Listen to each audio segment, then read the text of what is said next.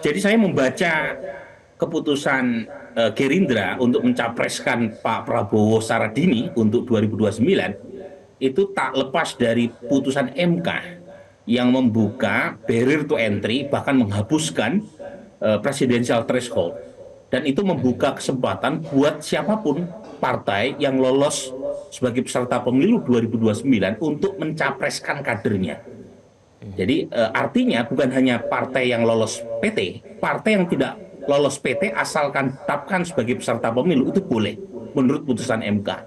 Dan kalau misalnya itu terjadi, maka ya akan terbuka kemungkinan muncul banyak capres termasuk dari internal koalisi partai pendukung Pak Prabowo, dan itu yang kemudian disikapi secara cerdas oleh Gerindra dengan mengumumkan Pak Prabowo sebagai capres dari awal.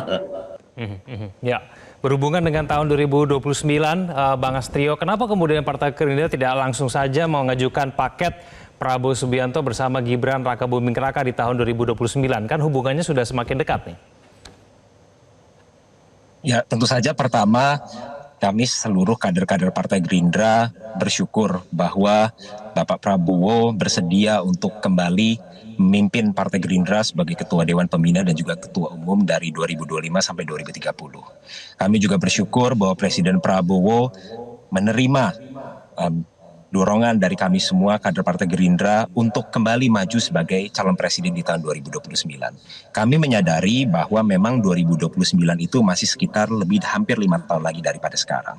Tetapi kami menyadari juga banyak sekali program-program yang sudah diinisiasi oleh Presiden Prabowo bahkan di kurang lebih di 3 bulan pertama ini. Salah satunya adalah efisiensi anggaran. Bahkan tadi Presiden sudah menyatakan dengan jelas ini baru merupakan permulaan.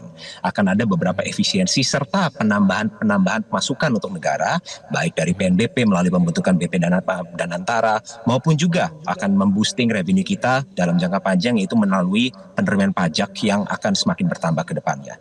Nah, kami Partai Gerindra merasa bahwa program-program ini, semua tambahan-tambahan anggaran ini yang kemudian akan diinvestasikan kembali ke dalam program-program strategis, baik itu infrastruktur maupun sumber daya manusia, akan jauh bisa lebih terlihat jika Presiden Prabowo bersedia untuk memimpin kembali Republik ini selama 2 periode ke depan. Jadi itu merupakan harapan terbesarnya.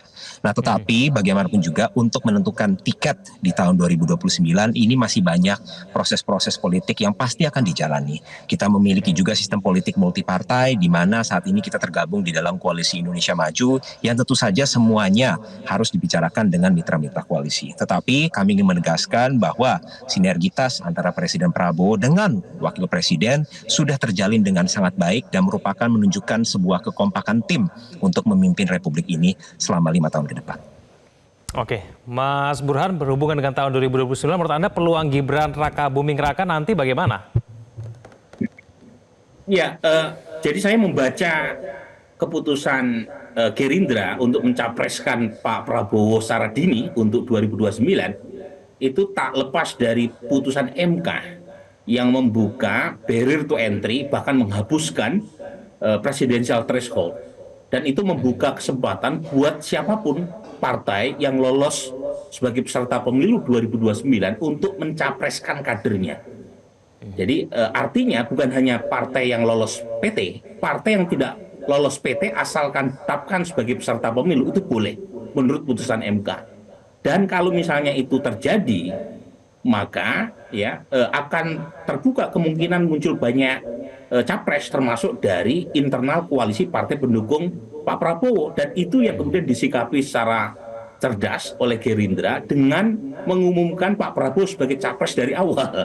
Dan itu yang menjelaskan mengapa PSI tadi dinyatakan secara resmi mendukung Pak Prabowo 2029. Jadi itu menurut saya satu manuver untuk mengunci dukungan dari partai pendukung koalisi Pak Prabowo, ya, sehingga mereka tidak berpikir di luar dari apa yang sekarang sudah ada di depan mata. Gitu.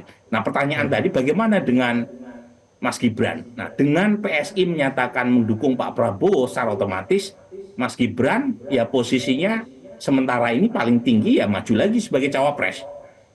Nah, tetapi lagi-lagi itu berkaitan dengan dukungan partai pendukung yang lain, Kevin.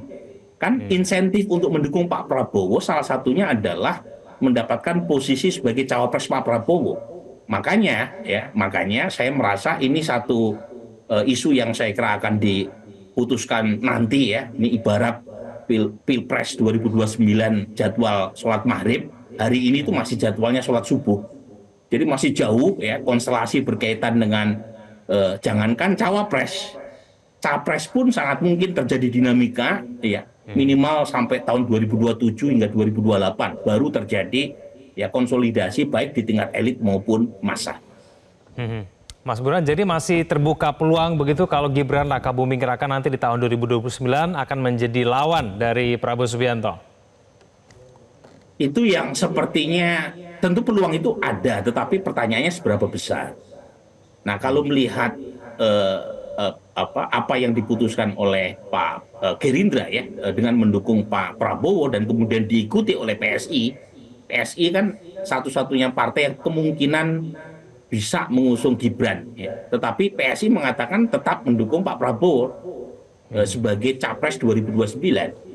Jadi sepertinya kalau kita melihat peta hari ini itu masih Pak Prabowo kemudian Mas Anies ya, tentu kita masih menghitung siapa partai yang akan mengusung Anies Baswedan.